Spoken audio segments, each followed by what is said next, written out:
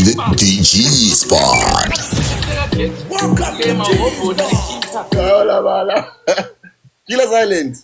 Ndara. Witsi beats. Witsi beats loading. Musati daro. Musati. Witsi beats. Muswa 11 kujongwe. Kwete zvekunyepa. Yeah. EP launch. Ra Silent Killer. Ari kwenda kujongwe muswa 11. Damn feel that. Right koko. Ndokwa zviri kuitika. Apa ndinenge shoma ndapiwa para bande zoti ndikufana kuridza mangani. Apa ndakuridza ndakupa 3 chete. 3 chete. Anangoridwa ipi kangodari. Ipi rine masimba ngati. Rine masimba 14. Album kairi mdara. Ibhama iyi. Kuna ma album. Hanzi kuna mwana ma. Hanzi kuna mwana ma album. Musati daro mukuru wangu. Musati daro. Connect for Christmas. Tune. Abega munosafa Frets Donzo. Wadini ko Frets mwana wa mai. Frets has got something brand new. Chiri kuuya zvakare. Kana aine nguva akazokura zvake nepanapa. Riganimbo likisa timasintu shoma pane zvandapiwa na Killer Silent. Saka ndakuseri ndodzoka handimaiziya. So yes I definitely. Vanofamba muna sheva ntauri chokari.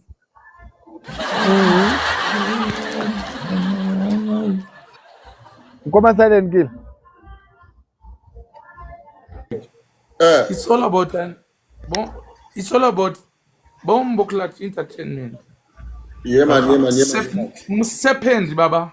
Yeah man. Yetiyo. General. Nobody hate you. Maspai baba. Koma glass acha rubi. Maji? Maglazi acho. Maglazi are under renovation. Yeah man, ready for the festive season. Yeah man. Fully. Ready for my shop baba. Fully. Ladies and gentlemen, we got Anne Magic in the house, and of course, Ngwere Yemulonye na Ngwere Mlongozi yati pana papadini. Padini, asusu yoade. And this is brand new from Silent Killer. Kuchi uri friends, kana kuchi uri enemy. I wanna see us uri family. Gatengwa kana Hennessy. Ladies and gentlemen, this is all on the brand new EP that is coming out on the 11th. That being launched on the 11th this month of December ku Jongwe Corner. So make sure say you all link up the pandezin. Kuna ma artist aningari kwere ngoma Killer Silent. Yeah. Yakamira se ko program lineup. Silent Killer. Ngwere. Pa zvese zvamunode tanga ine ngwere.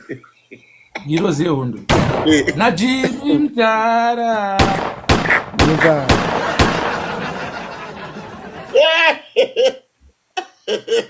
Zokoro the lineup mdara vanhu vanzwe. Pana Silent Killer. Kopo kwati ngwere. Kwete ngwere seri ngwere wani kwete ngwere seri. Kopo kwati mwana mparazi. Kopo kwati Jimmy mdara. Ngiro zehondo iriku grace at the moment. And of course Kufka family. Yeah man. Of course Benito. Of course Tupac Machiavelli. Yeah man. Of course why is a family. Aibunzwe. Kana good representing him some good do futi papo. Yeah man. Atsare. Ngoripo. Atsare. Nori nyango sipe background but ndo zati somehow we'll be streaming. Tinenge tirimo. Atitenji to streaming baba definitely. Ndara tiripo masesa story zvenyu. There was a time yekuti munhu wese angasada kuyanzoziya kuti who is Silent Killer, current ya Silent Killer yakamira sei mazuva pamakapinda muri ngirozi yehondo handitika. Yes sir. Ngirozi yehondo makanoteverwa nezita rekuti Michael handitika. Michael handiti. Yes sir. Pane nyaya yakazofamba yekunzi hanzi crew raSilent Killer rese raifamba naro panguva iyo hanzi vese vanga nemastengiros hanzi panga pana nayakope is it true kana kuti vanhu vaidro vanhu vaisependi musependi wavo wozini zveungirozi wavo ndesingahandiziziye ndemwe but inini zvekuvengirozi yehundo kwandiri kwangu inini yeman it's nothing but from the empire, from the Almighty himself, where's the one? Yeah, represent. Nemoyo no da ndipo azipagero na send anozia. True. Yeah, so remember this. It's to start this my spiritual leaders or religious leaders. I just my junior I'm gonna Vinicius. Is it Vinicius?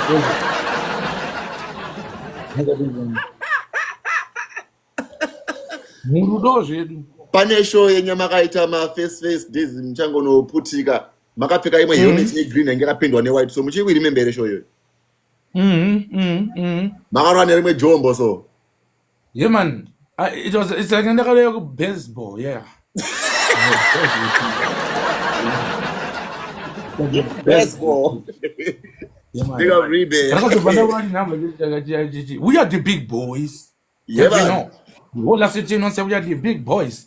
Are the big boys with the big boys? Yeah. I'm clarity. I'm bounty killer. You am my hardcore. Where's the one? Yeah, man. Show yo. You ain't a matron. You won't have a pay for me. I more than I can only say again. There are people. You see. And then Ratibo ndinimibvunzo mshomanana ndikuitsa vanhu inonzi 21 questions. Let me go kuma 21 questions angu ndimbonza kuti mugwera anopindura achiti chinas. Ndide 221. Ndiri panapa. Machea ndida. Macheda. Machea ndio edu manje. Ndamona machea. Isorizi. Silent killer ndikuyanza rako. We are the home of entertainment and the home of celebs. The Banamization Prince in Africa, aka the handsome. Right in the house, in the building, we got Silent Killer, Ngwere, Ngirozie, and of course, Anne Magic, of course, and the whole crew. Yeah, in some good on. Yeah, I'm going to pass up. Sunungu kai kwa follower, they say. Pana my guru, na mani wangu ni wana wangu bana. Saka follower wana, so I'm going to papa you up. Right. Come on, Killer Silent. Yeah. Ndiudzewo chinhu chekutanga chamunofunga when you wake up in the morning. The first thing that you think of when you wake up in the morning. Chandotanga kufunga ndechekutika. Ani zvake. Anganga ane uronga hwake. Ndinotanga nekutendawo kuti Mwari kuda kuenda kunotongogara kuchitongoitika wani. Amazing mwangu. Yeah man. Ini kubuda kwezuwa ka imwe sign a blessing and it's another big up. It's another hope wandoanza mwangu. And no feel onge it's like no feel onge I'm honored Jazia. Yeah man. Cuz I try again. Today is the day. So the first thing that you pamunomuka kutenda Mwari. Then padhuze nemachena then almost on this. Because mama team. About the potential. That's the potential. Yeah, man. But to become the most influential. Gosh. Controversial. Special. Emotional intelligence. Not artificial intelligence, but emotional intelligence. Oh, goodness. Put out. What I love. Mfano wangu Magic. Yes, I'm going. How that Mwari mfano wangu ndipo vakapengera pazvinhu zvaweze mfano wangu. Yes, I. Kana destiny riri mumaoko maMwari mfano wangu. Iyo ndio unosarudze wewe. Kutengesa chipo kana kuti kana kushandira Satani nemwerima kana unosarudza iwe kuti ndio uda kuvaka uda kudestroya. Yeah man. Weze mwangu. Yeah man. Remember this. Chokutanga chandonakiwa nacho ndechoti gudoka. Nyangwe nene ndakatadza ka. But ndinatopowa chance unoziya. Yokuti usangana every minute counts. Ndesa ndagona kuchengeta mari andika. Yeah. But ndakatanga kugona kuchengeta nguwa ka. kana tumari twamuda kugara ninato. Yes, because time is money. Ukagona kuchengetedza nguva wachengetedza Time mari. is money. Uchadza making use of the time and Yes, sir. uchitadza kuchengetedza mari. Yeah, man. Tanga wagona kuchengetedza time. Yeah. Because you have to convert time, put it into money. Wanzisa mwangu. Hallelujah. Yes, sir. Hallelujah. My second question, kuna Killer Silent. Mundara. Favorite player ye boots type ye boots. Yamuti kana apika boots I feel confident, I feel comfortable.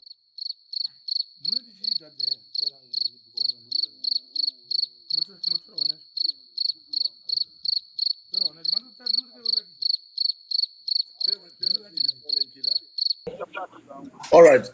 Takamirira kuti favorite pair of shoes yenyu iwe mkoma. Ko pamabhebha baba. S or titties mdara. Munoda ane mshene nyenere kana ndakawandira kuma boobies kana munoda maslender. No, not maslender, but kwa madafa kama kaji trend.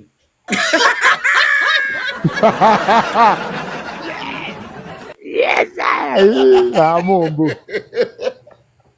Amombo. Arewa.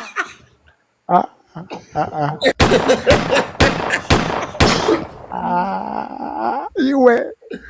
Ngirozi yehondo Mikari.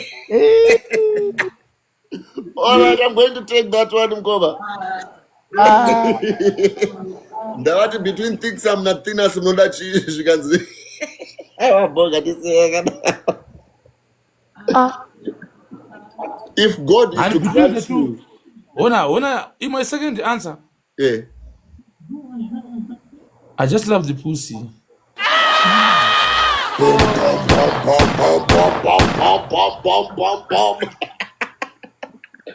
But And never in my life. them day. Yeah, man. So me have to confess. Yeah, man. Life, man. Yeah, man. Anobira nambo imagine. Anobira nambo rota kana kubona nambo rota imagine. Ka imagination yekunge ndingochani. Real talk. Real talk. All right. This is a Batman shoe. Jorodani. J5 and No favorite boots ya mkoma Killer Silent. Jordan. Yeah, man. Jordan Mugogani baba. Zinotendwa mkoma. Napenda Jordan Mugogani. Where's it? Pesa panenda kairoa. Neni yatso feel out we are right. Munopeka size chi boots mdani. Nipeka size 11. Yeah. Okay, murume. It's okay, murume. If God is to grant you one wish, Mdara, what would you? If God is to give you one wish, kuti chimbo tipewo one wish yamuruku yenyu yamuti yamuno shuwira chicha munga shuwira kunzi mwari kupai chinhu one. Marapa indalo kweli marango nipo mkana chi. Mkana ngoti ndikokase kuimba. Mkana kuti muite sei? Ngoti ndikokase kuimba. To showcase. Or to showcase my talent without any my hiccups, without even hatred, you know. Sometimes hatred you don't know what to say. You couldn't have a sometimes. No. So you the courage. Just need the courage, and the confidence. And I just only need the patience. And as I did madam Aravram Munwesenze Zaki. Kana kunikina maswe munhu wese akwanisa kuyacha nekunzwisisa what you're trying to say. No, unaona ka chance. Just kalikuita chance ngoti ndingozi dzakapiwa chi nakupo wonze. Amen. Mwari, I believe it mwari noti mwari mweya mwari inepo anenge achinzwa zvose zvatinenge tichitaura, and I would like to believe it mwari anzaona mato wenyu. Favorite soccer player ya Killer Silent. Alright. Kuna kuma 90s ne kozoti kuma 2020s awa tizopinda newe mu 2021 2022 kusvika 2025. That is what the soccer player of all time.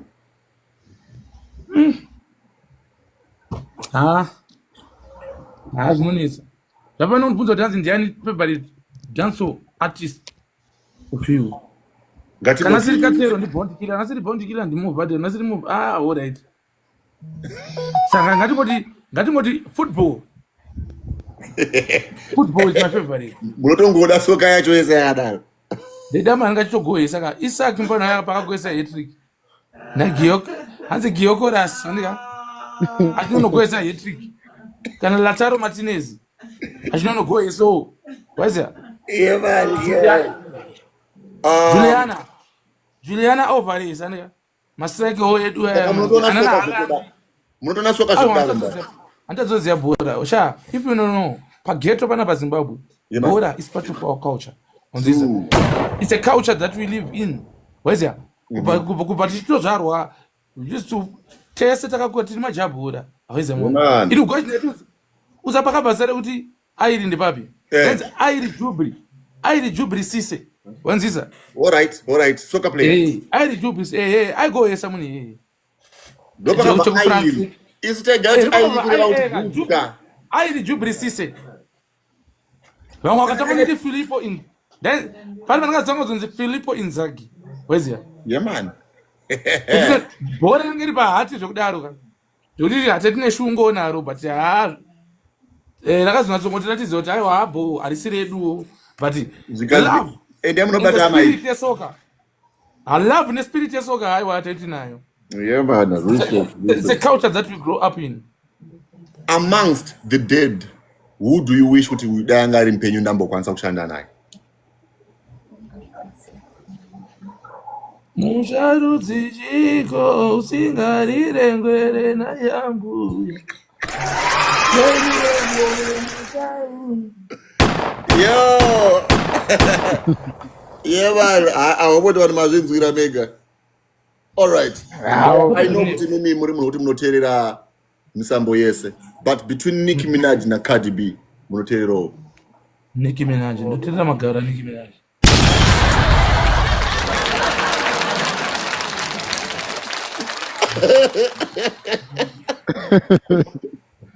Go between Tongai Moyo na Alec Macheso.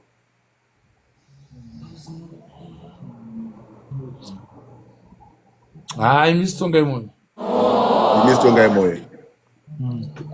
I'm going to take that one. Mabasa vana vedu vari kuchema baba tarira itiri kuchema. Simple but anga ni masong motivated dance and I pick up Baba Shero futhi. Because I'm a especially I love the competition. I love the competition. Yangeri pai. The era ya Baba Shero na tuge moyo. Sanda tango ya Tongai Moyo ya miss you so much. Aiwa. Macheso na seti naye. Tunatomboona naye tetu naye pampacho. Wazi. Akatongote dayo apata Jaira. Jaira. Ndakatomboona show yenyu muchiperforma na Baba Shero. Muchirero ari dim. Baba Shero ndiye wangu kazvodaro. Yeah man. Ndakaresa madance wani mu. Makwetiki wani. Mberi kwazvo. Ngatimbodzokera. Aiwa isusu tiri mberi kwazvo sebenzera macheso. Ngatimbodzokera kumashure. Apa ndakati tibva kugeto. Ndauya nenamupana maketo. Wazi. Yeri freestyle kalele mwana mai. Yeah. Ora mkomo. Koti kati tererai mugwadi o Pauline. My Sky. Tererai, she's a good artist. Am I Sky Fuji great, but for the sake of the musically, I think Tererai Mgwadi. Tererai ni kama that so kan. Ani kama Terry. Okay. Rockford Josphat or Trevor Dongo? Rocky. Why you Rocky? This one could be controversial, but because you are silent, I'm still going to ask it. I want to put Eh? Can I have to put up with him in a person now? I just sit no more question. Of course. You know, you have to gimmick series to the behind the papu. Mnangagwa or Chamisa? Chamisa pana idi. Chamisa pana hapana chamisa pana idi. Ichatini chamisa chi. Hapana chamisa pana idi. Para idi. Yeah. Oh managa. Big up Mama Tindo, wherever you are. Respect, mommy. Oh yo, Mama Tindo, lots of love, Baba. Number one. All right, I-Town or mix? Chamisa chi. I-Town can I mix? Do a mix. Not mix, do a fix. Don't eat to mix it, bro. Big up Dunga, you. Fix it, never the same. We mix it with hard grabber. All right. Okay. iPhone or Samsung? Samsung. Ndio tena gogo wangu Janet Daniel. Jimena ntenga airtime yangu ye Samsung. Samsung zifuza kana ka request nomkwidza. Gives anoza. Do not worry about my artist guys. Ukona artist in comment section. My artist pa den pa open up. Vandoziya kuti kana ndau kwira vanotasi. Ndakwira. Jora bien. Ko panoti pa favorite meal apa mdara munofarira kudya chi? Munofarira kurya zvangu mandudu ndine nyangwe musango. Machi. Mandudu.